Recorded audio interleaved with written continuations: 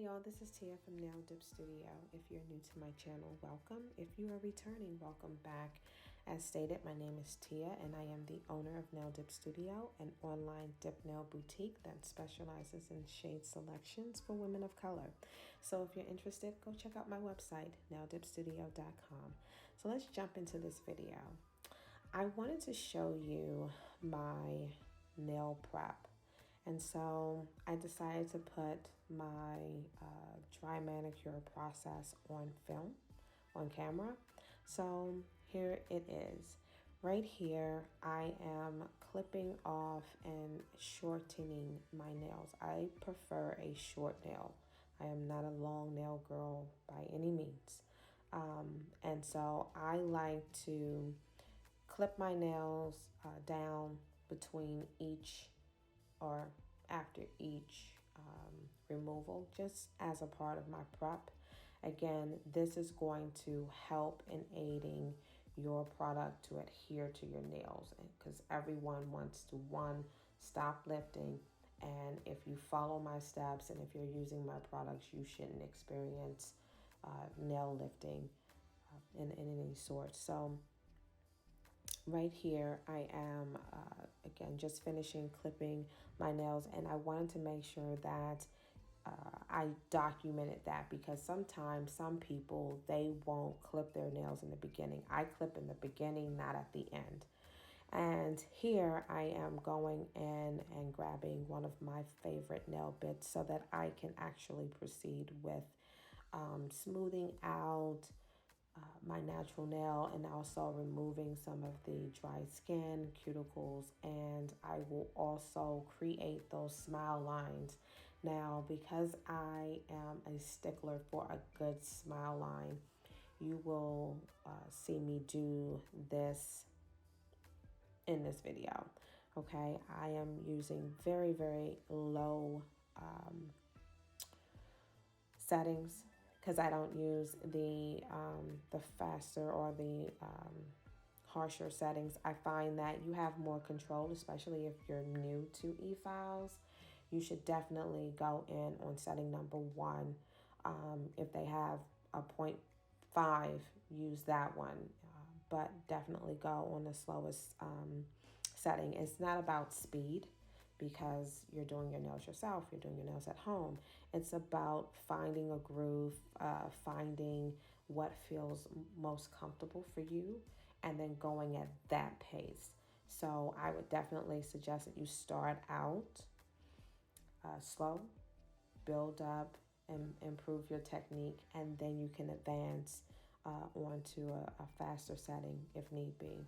But right here, I just cleaned up the free edge, and I am going to do this step on all 10 of my nails, but I wanted to make sure that you could sort of see how I'm moving.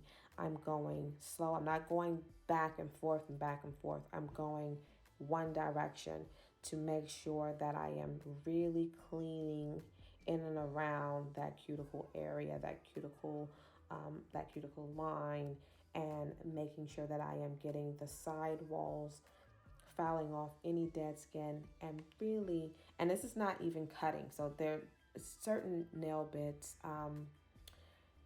you can get, they won't break skin. They're just really there to aid in your removal of dry skin, cuticles, and things of that nature. They're not there to, like remove your skin and things like that. And I also don't use scissors. So I don't do the Russian manicure. I just like a clean cuticle line, cuticle area. I like my smile lines near my cuticle area to be precise, to have some precision to it. And then after that, I like to take my e-file and just nicely even out my free edge, and to make sure that I don't have any tears, any rips, and that I'm smoothing out any uneven skin. Okay, again, I am now just buffing out the nail plate just to make sure that there's some texture there. I like to smooth that out, but also to provide texture because you want to have some texture so that the product, the adhesive, can actually have something to grip onto. But as you can see, that is a really, really good looking nail. And now I'm going to go in with my cuticle nipper. So once I've done sort of like the e-file clean step, I go in and sort of look for any loose skin, any hangnails, anything that I feel like I should remove from my actual nail. I go in and I remove it. I don't try to cut all the way around. I'm just removing anything that's already dead. That's already just not serving any purpose. And then what I then like to do is I will take a hand file and just clean up and make sure that I'm shaping my nail. So I like to get my natural nail to about 80% of what that final nail shape should be. And I find that by doing this, it helps you on the back end because you're not having to file the product to get the shape. Your nail is actually driving how the final shape and the final look of your nail will be if you do, your nail prep in the beginning.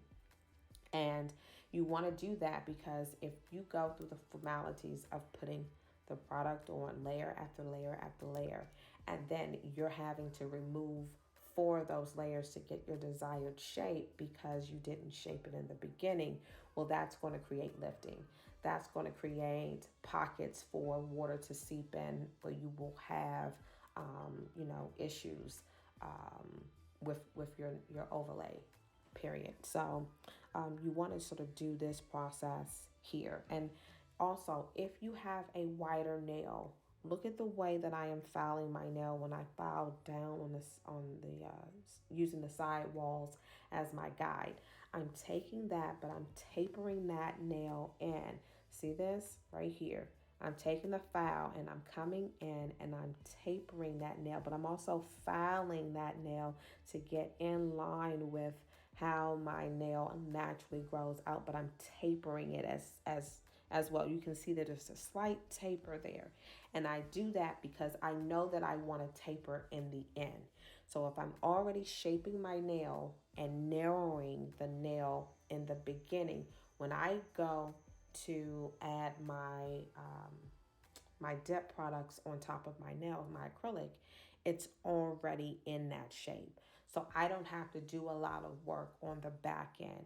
So that's just a little tip, not a pro tip, just a general tip. If you shape your nails in the beginning, 80% of the way to where you want your nails to be, you will see that you will have more product at the end of your overlay, and you won't have as much lifting. It's not going to create this bulk. It's not going to create this sort of chiclet looking nail. It's going to be a very, very nice tapered nail. So hopefully this video was helpful. I try to make sure that I didn't cut or slice out too much because I wanted you to see in real time really how I do my manicures, because I'm always saying, oh, I did my manicure off camera, and I haven't really shown you those steps.